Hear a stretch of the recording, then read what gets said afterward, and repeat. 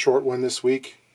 It was a busy week with illness and appointments and some short but not particularly interesting jobs needed to keep the lights on while I was working on those big long projects.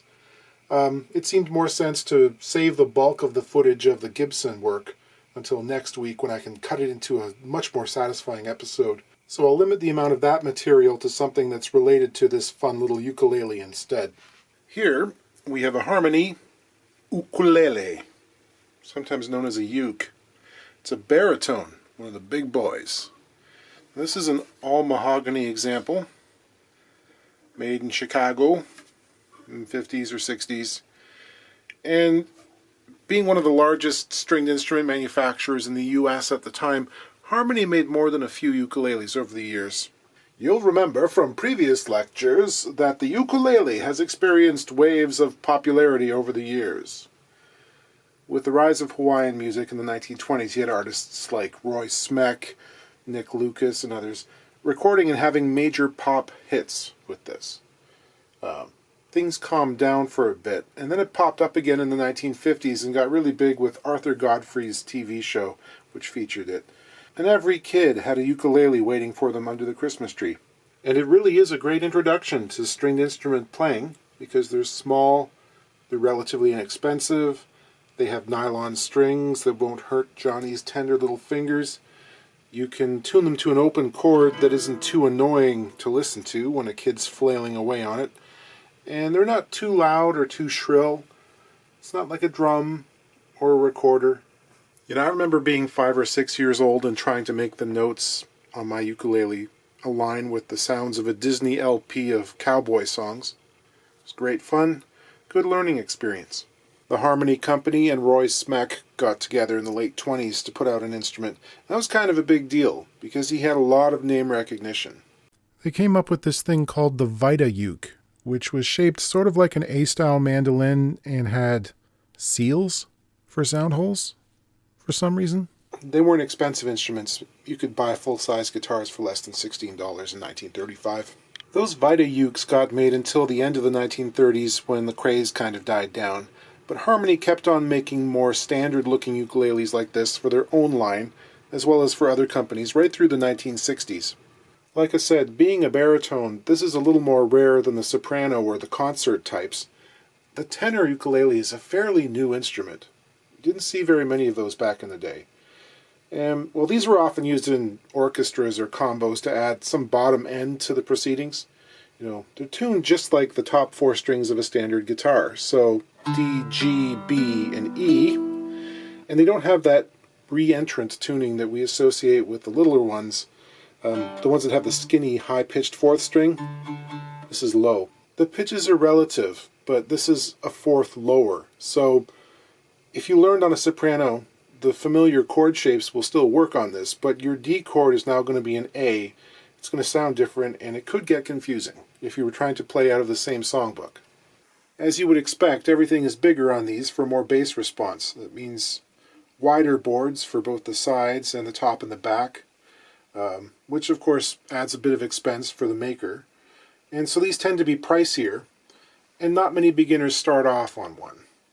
This is made from solid mahogany throughout, top, back, sides, neck. Mahogany is of course a hardwood, and that used to be sort of a major distinction for ukuleles. The really nice ones were always made from koa, which is a Hawaiian wood.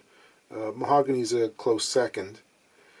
So they were made from a hardwood soundboard rather than spruce or cedar like you would expect to find on a guitar or many other stringed instruments that you pluck. Why? Tonal considerations. At these smaller dimensions, you tend to get a more round, open sound with the hardwood. These days there are people who are using softwoods and building essentially miniature classical guitars. The palette of tones is wider. Players are putting in more melody along with the simple strumming. And, you know, some want a more incisive sound. And you can get that with, a spruce soundboard, for instance, over a koa or a mahogany board. What does this thing need? Looks like it's in pretty good shape. We have a problem of distance.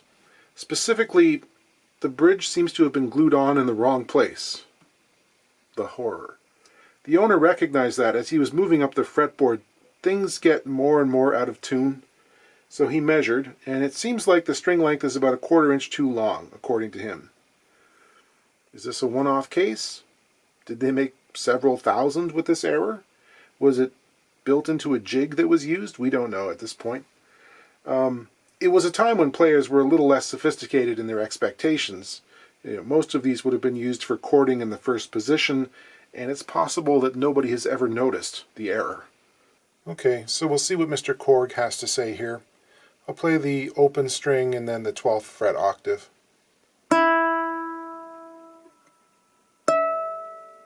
Oh boy. It's more than 10 cents flat.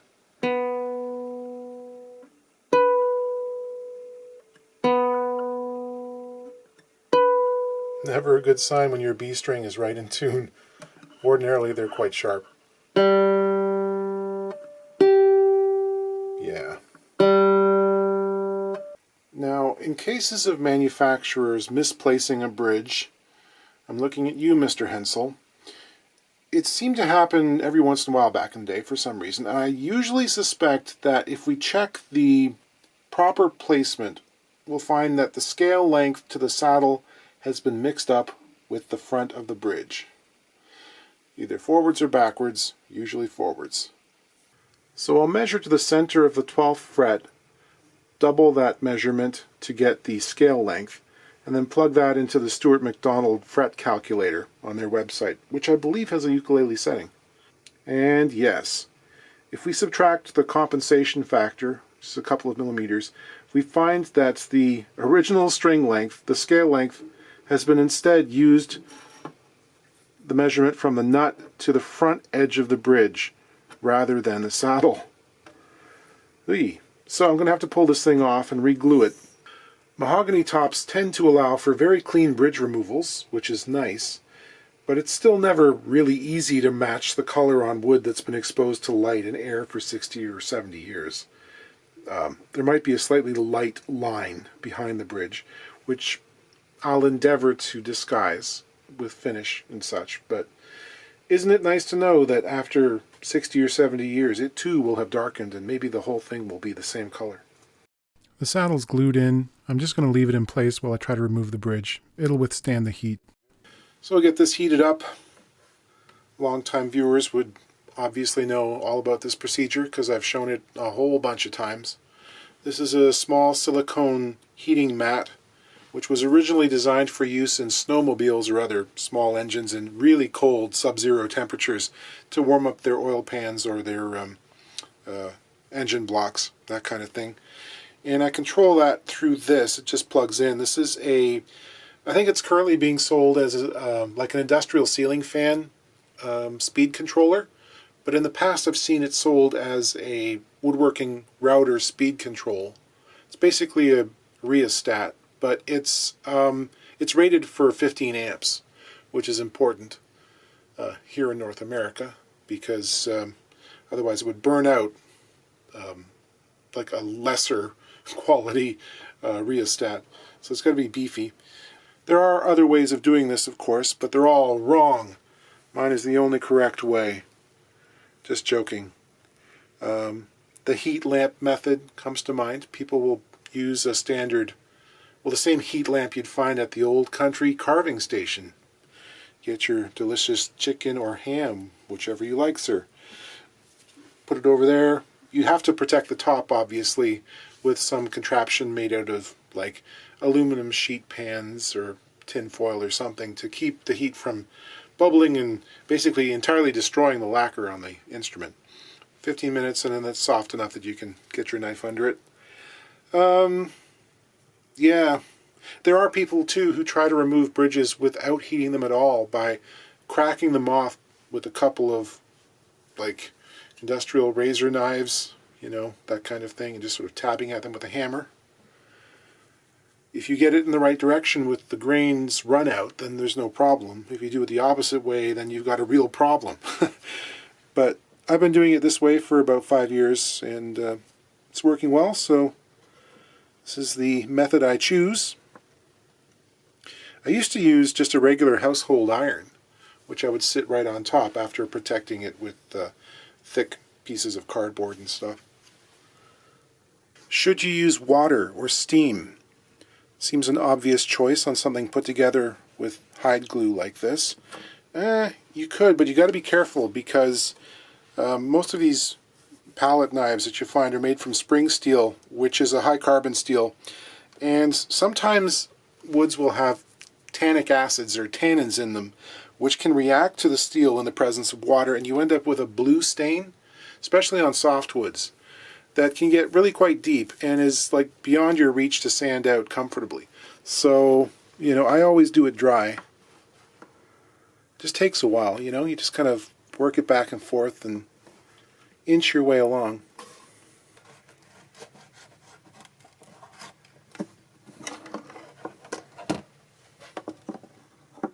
Hooray. I'm just going to clamp this down to a flat surface while I work on other things for a bit, just to make sure that it doesn't warp. Now it's time to carefully measure and mark the new position for the bridge. In a lot of these, to be honest, the neck is not particularly well centered on the body, so sometimes it's, you know, aiming off to one side or the other, and the bridge leans a bit to accommodate that. To check the run of the strings, I'll use a piece of thread wrapped around a couple of tuner posts and over the outside nut slots. This one started with the strings crowding the treble side a little bit, so I might move it over 1 millimeter or so. I'll lightly score the bridge position, just through the lacquer, not down into the wood. And then I'll scrape and sand and remove the excess lacquer. Coincidentally, this all parallels what's going on with the J45.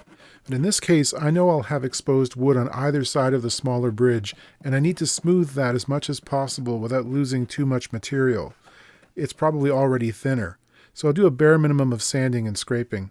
You can see how much smaller the original bridge was, rather than the SJ style. I'll put down some self-adhesive sandpaper the same size as the bridge. I'm really only sanding enough to show off the areas that are the highest on the bottom of the bridge. Then I go back with a scraper, often one of these weird gooseneck scrapers that come as part of a set. No one knows what to do with them. But they're actually quite good at removing small amounts of material in certain areas, and go back and sand some more and figure out what needs to come off again. Because of the arch in the soundboard, we'll probably be removing material in the center of the bridge first, as evidenced by the dust. Also, the underside of this is slightly cupped. I shaped it that way so that the edges would touch first, and it's just easier. You know, you're not rocking on a hump in the center.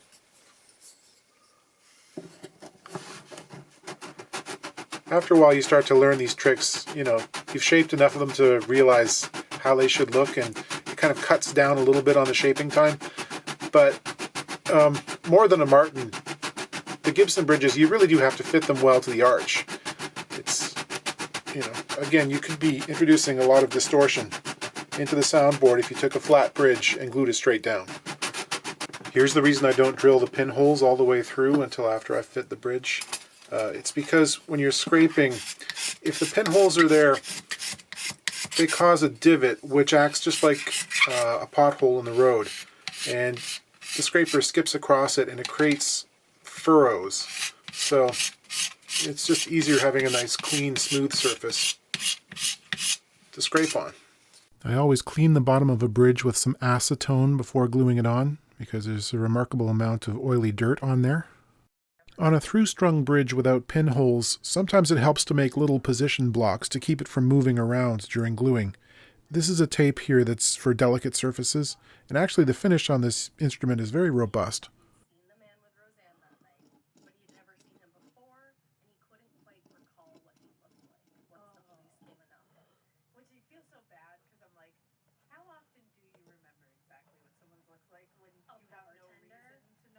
Starting off with a couple of coats of super blonde shellac, 2-pound cut,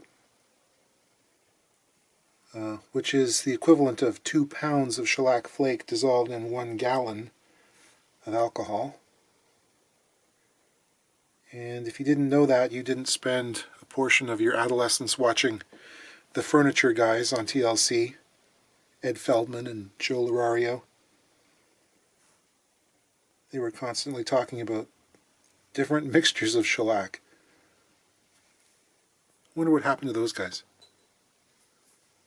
Polishing, polishing, polishing. Seems like there's a real big difference between polished and unpolished, huh? I'll use some 1200 grit sandpaper to lightly sand the areas of shellac behind the bridge in preparation for a couple of extra coats of lacquer. Fun. Put some shellac on the J45. We run into the issue of very old, very seasoned, very oxidized spruce, in that it darkens with time to a point that is darker than surrounding wood under a finish. This will lighten up a little bit as it dries. The oxidation goes so deep that you can't really sand through it. Eventually this will look okay. Quick shot of oiling the Gibson bridge. I stick packing tape to the base so it won't be contaminated with the oil. Then I'll rub on some of this, it's a Danish oil mix, around the perimeter, which acts as a resist to the glue. I don't put it on the saddle area yet because I've got some masking tape that'll be stuck on there when I'm plotting the saddle position. I'll do a couple of coats of this and it'll be ready to stick on the top of the J45. I'm going to work my way up through finer and finer grits to smooth the lacquer and then use some polishing compound. You have to be careful to clean this off really well, otherwise you get white, chalky looking stuff in all the nooks and crannies. Really calls attention to itself. It's coming together. Not too obvious. There's a bit of a line, but are you really examining the back edge of your Harmony ukulele bridge that closely? Okay, going to put strings on. This player wants me to use a portion of a classical guitar set. Got some Augustines, black, that's a low tension I believe. And he wants to use the 2nd through the 5th strings so that there's a bit more oomph than you'll get in your standard ukulele set, which is fine. This is one of those not so well conceived headstocks where the tuner position kind of necessitates reversing the outside strings. They go around the opposite way from normal to keep them from rubbing up against the inside ones as they pass the post. Not ideal, but yeah, it is what it is. Here's a progress pic of the 45. It's still visible, but so is the entire history of this guitar, right? If we're honest, it'll look better with the bridge in place. See, it's not the first thing that draws your attention. It's coming along.